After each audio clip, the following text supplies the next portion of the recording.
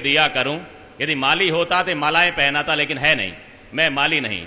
कि हूं मंजू माली तो गुण माल गूंथ गूंथ पोय के प्रसून पुण्य प्रभु पे दिया करूं। और हूं सुर ज्ञानी तो तन को तरानुसाज सुर ताल भाव लय भक्ति के भरा करूं। हूं धनवान नीकी वस्तु को नजर करूं। और हूं फनवान तो फन पे जीऊं मरूं। जब एक भी न अंक ऐसो प्रभु ना प्रदान कियो, तो भावों के सिवाय अब भेंट ही कहा करूं। ये भावनाएं हैं। हम साहित्यकार जो हैं, क्या हैं, साहित्यकारों के सम्मान में पंक्तियां पढ़ता हूं कि मन को मुकर्रर न हो वो इकरार नहीं है हम। मन को मुकर्रर न हो वो इकरार नहीं है हम। और हैसियत भुला के किया कोई करार नहीं है हम। जीते हैं फर्श पे अर्श की तमन्ना बसाए, पर औरों को फर्श पे गिराने के तलबगार नहीं है हम। पर मुखापेक्षी पंख और परवाज नहीं रखते, दूसरों की मुख की तरफ देखने वाले। पर मुखापेक्षी पंख और परवाज नहीं रखते, हम अपनी जुबां पे किसी और की आवाज नहीं रखते। और निगाहों में रहती है आसमां की बुलंदियां सदा, पर हम धरातल को कभी नजरअंदाज नहीं रखते। सा विद्याया विमुक्तया लिखा हुआ है, पढ़ते आए, लेकिन वो विमुक्ति और विद्या ददाति विनयम का सूत्र आदरणीय नीरव साहब बड़ी परेशानी में है। लिखने पढ़ाने वाले और पढ़ाई से ही काम है, लेकिन विद्या ने विनम्रता नहीं। तपन साहब, विद्या ने अहंकार और गुरूर देना शुरू कर दिया, इसलिए परेशानियां खड़ी हुई। कि इल्म की तासीर जब गुरूर में बदली, बुनियाद रिश्तों की महज दस्तूर में बदली। और बुजुर्गों को फकत आफत समझ बैठी, औलाद आदम की बड़े बेनूर में बदली। तब फिर परिस्थितियों में लिखना पड़ता है। एक कविता आपको, यद्यपि राजस्थानी की लिखता हूं हर बार, लेकिन एक हिंदी की कविता सुनाता हूं। भूमिका इतनी सी, ये विद्रुपताएं विसंगतियां जिसमें सारे रचनाकारों ने पढ़ा उसको भूमिका मान लें। कविता क्यों लिखनी पड़ती है, वहां से बात शुरू करता हूं। कि बूढ़ा बरगद आन फंसे जब कुक्कुर मुत्तों की चालों में, प्रतीक समझिएगा। बूढ़ा बरगद आन फंसे जब कुक्कुर मुत्तों की चालों में। और गीदड़ शेर बने गुर्राए छुप छुप के मृग छालों में। कौवे आंख दिखा कोयल को मौन हेतु मजबूर करे। और हंस उपेक्षित राजसभा में न्याय छत्र सिर गिद्ध धरे। पद के मद ने जब जब हद की, कुर्सी जब मगरूर हुई है, तब तब मेरी कलम लहू से लिखने को मजबूर हुई है। पद के मद ने जब जब हद की, कुर्सी जब मगरूर हुई है, तब तब मेरी कलम लहू से लिखने को मजबूर हुई है। अगली परिस्थिति देखें कि जिसमें खाया उस थाली को चाट पूंछ कर ठोकर दी। जिसमें खाया उस थाली को चाट पूंछ कर ठोकर दी। और धन को सब कुछ मान मनुष्य ने मनमानी की हद कर दी। रिश्ते नाते रहे रिराते, मां से घातें कर बैठे। सभी बहनों ने कविताएं पढ़ी, मित्रों ने पढ़ी। रिश्ते नाते रहे रिराते, मां से घातें कर बैठे। और अरुण प्रभा को अत्याचारी काली रातें कर बैठे। अरुण प्रभा को अत्याचारी काली रातें कर बैठे। उपकारों पर अपकारों की बौछारें भरपूर हुई है, तब तब मेरी कलम लहू से लिखने को मजबूर हुई है। एक परिस्थिति, बागबान पिक्चर मैं देखता तो नहीं हूं, लेकिन मुझे मित्रों ने कहा कि पिक्चर बहुत अच्छी है। और उसमें वास्तव में उस दर्द को उजागर किया गया। वहां से उठा, वो पोता अमिताभ के पास में आता है और बहू को ये बड़ी पीड़ाजनक स्थिति लगती है और वो कहती है आप इसको बिगाड़ दोगे। वहां मेरे मन को बड़ा दर्द हुआ। एक वट वृक्ष है उसके सामने, उसकी टहनियां, उसकी पत्तियां, उसके पुष्प, यदि उसकी नियत पर शक करे, उसके वजूद पर शक करे, तब फिर हमें लिखना पड़ता है कि पत्ती ने जिस दिन पौधे की जड़ को जड़ कहकर धमकाया। जड़ को जड़ कहना, मूर्ख कहना। कि पत्ती ने पौधे की जड़ को जिस दिन जड़ कहकर धमकाया। और फूलों ने खुद को उपवन का भाग्य विधाता बतलाया। अब फुनगी ने निज रूप रंग पर इठलाकर डाली को टोका। निज रूप रंग पर इठलाकर फुनगी ने डाली को टोका। और अगली पंक्ति जहां पर वो मिलने के लिए जाते हैं, पति पत्नी मिलना चाहते हैं लेकिन परिवार वाले बाधक बनते हैं, वहां का एक उपमान देता हूं कि निज रूप रंग पर इठलाकर फुनगी ने डाली को टोका। और सागर से मिलने को आतुर सरिता को लहरों ने रोका। सागर से मिलने को आतुर सरिता को लहरों ने रोका। जब जब सरिता उस सागर से सहमी सहमी दूर हुई है, तब तब मेरी कलम लहू से लिखने को मजबूर हुई है।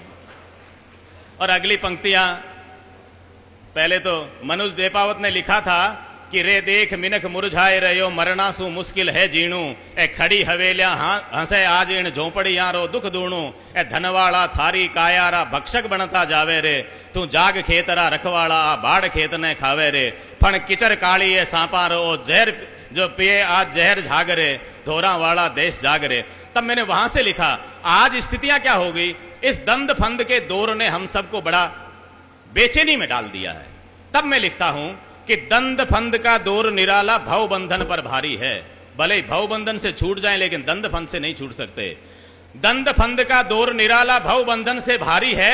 और अगली पंक्तियां गुरुजी रामकुमार जी को समर्पित करता हूं, यदि पकड़ लें तो अच्छी बात हो जाएंगी कि दंद फंद का दौर निराला भव बंधन पे भारी है, और मर मर डर डर समय बिताना सज्जन की लाचारी है। दंद फंद का दौर निराला भव बंधन पर भारी है, और मरमर डर डर समय बिताना सज्जन की लाचारी है। और सारे कौशलवान लोग बैठे हैं, अगली पंक्ति आपको सबको समर्पित करता हूं। मरमर डर डर समय बिताना सज्जन की लाचारी है, और कौशल वालों की बस्ती के आज कनस्तर खाली हैं। कौशल वालों की बस्ती के आज कनस्तर खाली हैं, और पहरेदारों में बहुतों के खुद के कागज जाली हैं।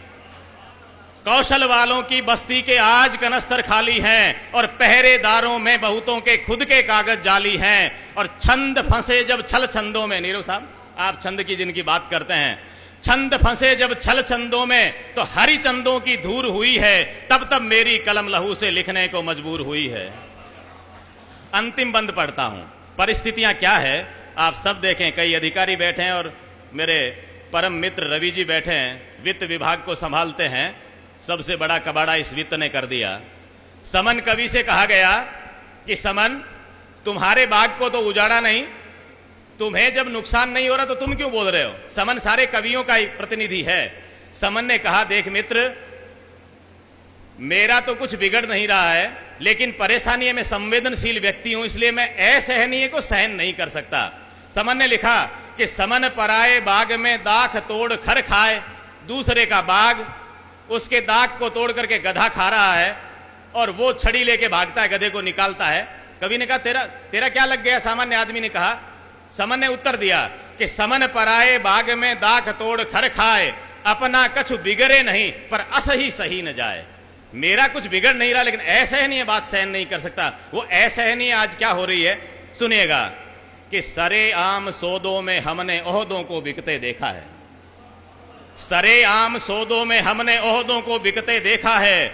और अगली पंक्ति, मेरे युवा साथी सारे जिस पीड़ा से हम जूझ रहे हैं, और मुझे जो आज जीवन में सबसे बड़ी पीड़ा है, वो पीड़ा ये है कि सरे आम सौदों में हमने ओहदों को बिकते देखा है, और पावर के कदमों प्रतिभा को सजदों में झुकते देखा है।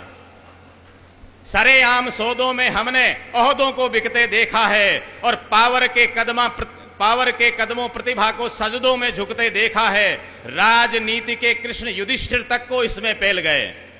राजनीति के कृष्ण युधिष्ठिर तक को इसमें पेल गए। याद करें, कृष्ण ने कहा कि द्रोणाचार्य के हथियार डलाने हैं, क्या करें। द्रोणाचार्य ने कहा अश्वत्थामा मर जाएगा तो मैं हथियार डाल दूंगा। सूचना कौन देगा। युधिष्ठिर की सूचना मानूंगा, दूसरे की नहीं मानता। आप झूठ बोल सकते हो। युधिष्ठिर से कृष्ण ने कहा तुम कह दो। युधिष्ठिर ने कहा झूठ नहीं बोलता। तरीका निकाला गया, कहा अश्वत्थामा तो नहीं मरेगा, लेकिन हमारी सेना का हाथी का नाम अश्वत्थामा है, उसकी सूचना कर दो, मर गया। और आपको द्रोणाचार्य के रथ के पास में जाकर सूचना करनी है अश्वत्थामा हतो, आगे कह देना न जानो नरा न कुंजरा। बात हो गई। युधिष्ठिर पास में गए, द्रोणाचार्य को कहा अश्वत्थामा हतो। इतने में तो ढोल नगारे डक डकाडक बजने लग गए। कृष्ण तो कूटनीतिज्ञ थे, न जानो नरा कुंजरा उस दुंदुभी के स्वर में खो गई और झूठ बुलवा दिया। इसलिए मैंने कहा कि राजनीति के कृष्ण युधिष्ठिर तक को इसमें पहल गए, और धर्मराज भी नर कुंजर का खेल घिनौना खेल गए। चित्रगुप्त कहते हैं कि धरती पर तो अपने पटवारी, ऊपर करतार, कहावत है ना अपने, नीचे तो पटवार और ऊपर करतार। मैंने एक राजस्थानी कविता में लिखा था कि ऊपर है करतार धरा पर परतख में पटवारी देखो, और चित्रगुप्त जिम प्राणी मात्र री सांस सांस रो राखे लेखो। बूढ़ा और बालक से जाने के भला विधाता नोबर नट्टो, ए पोपारो दरबार पेमलो पटवारी लिख दे सोई पट्टो। पोपा भाई के दरबार में तो पेमला पटवारी लिखे हुई पट्टा है। तो उस चित्रगुप्त की भी गड़बड़ है कि राजनीति के कृष्ण युधिष्ठिर तक को इसमें पेल गए, धर्मराज भी नरकुंजर का खेल घिनौना खेल गए, चित्रगुप्त तक के चिट्ठों में भरपाई भरपूर हुई है, तब तब मेरी कलम लहू से लिखने को मजबूर हुई है। बहुत बहुत धन्यवाद। जय हिंद, जय भारत। राम सिंह जी का भी आज के इस कार्यक्रम में साहित्य साधना मंच की ओर से, और अब जिनको सुनने के लिए हम लायक हैं, हमारे सुजला अंचल के एक ऐसे गौरव जिन्होंने पूरे देश में किया, आदरणीय राजेश जी विद्रोही मंच पर।